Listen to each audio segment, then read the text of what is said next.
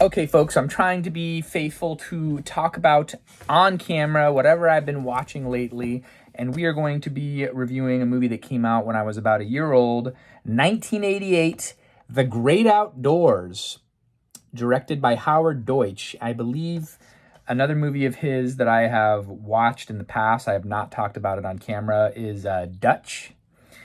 And that movie was also written by John Hughes. This movie was written, screenplay by John Hughes, and it has an hour and 31-minute runtime. So let's get into this film. And the box is kind of emulating a 1950s or 60s sportsman's magazine. Of course, it's got John Candy, Dan Aykroyd. This is the film debut of Annette Bening. It is her first role, and this movie went on to gross $43 million at the box office. It takes place at a fictional resort town in northern Wisconsin, but in all actuality, it was filmed at Bass Lake, which I have been to many times for church, high school, youth retreats. It is outside of Yosemite, and I believe Southern California, if I'm not mistaken, owns the lake, and there's a reservoir there that they use for some electrical generation. And there is a cabin that is featured in the film that is the prominent backdrop where Aykroyd and John Candy are staying on this summer vacation type of trip. And it is based on a real life cabin that is on Bass Lake called Cabins at Ducey's, a famed Bass Lake Lodge that was built in 1941. Sadly, the original cabin would be destroyed by fire in 1988. But that doesn't matter because the cabin featured in the film was created totally on the Universal Studios backlot for this particular movie. I'm going to get some filler here because there's not much on this film as far as the Wikipedia page goes. Let's take a look here. This will kind of give you the precedent, the understanding of the film. If you haven't seen it, watched it all the time as a kid in the early 90s, renting it. It was on TV a lot too. When an unannounced, uninvited, unwelcome family of a fun-loving misfit converge upon a lakeside resort to join their relatives for a summer of relaxation, the result is anything but restful. A vacationer's worst nightmare.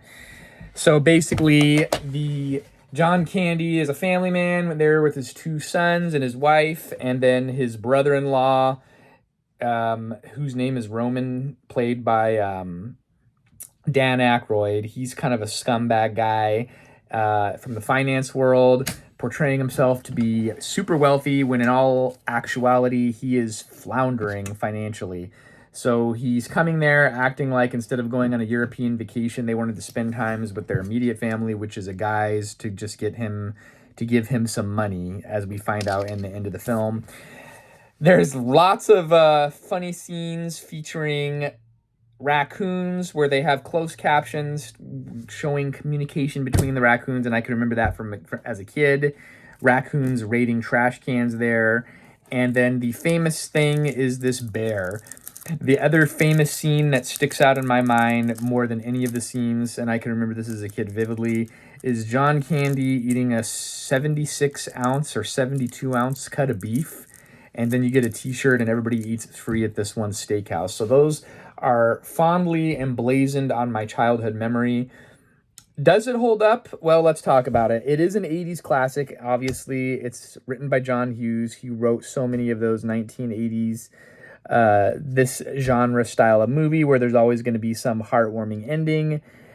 And let's talk about the scores. I did not write the IMDb score down now that I'm looking at it, but I think the Rotten Tomato critic score is incredibly low for this film. It's coming in at only 40%. I think the audience score is much more realistic, over 25,000 audience members submitting their score, and that would be a 71% audience rating.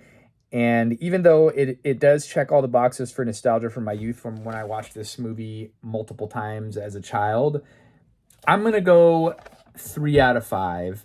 There are some great parts. It's not the best John Hughes written film. It's certainly not the worst. You got to love John Candy. It's just an okay movie.